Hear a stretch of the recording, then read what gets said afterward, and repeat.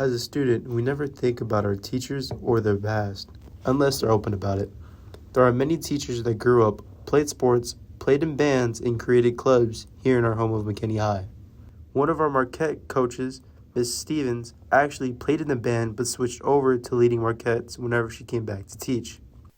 Band was actually a lot of fun. Since we were the only high school in town, we had about 300 members, and I was in the clarinet section, and it really was a lot of fun to do band. I'm not a huge fan of change, and so it was nice to get to come home and work where I graduated from.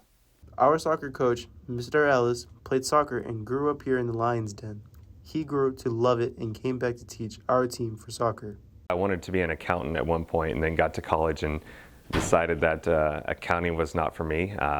Then I went into education, but on the side from child development, or from the youth side of it, in child care programs, and then an opportunity arose to come teach and coach here at McKinney High School, and jumped at it and been doing it now for 20 years.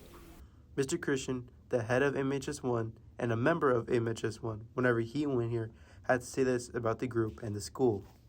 I kind of have a legacy of my dad teaching here for a long time, my mom taught here, and an uncle taught here at one point.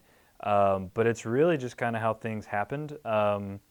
When I decided to major in education in college, I got kind of lucky to able that teachers that I had here in the subject area that I wanted to teach with multimedia and journalism were still here, and so I was able to set up with them doing student teaching here.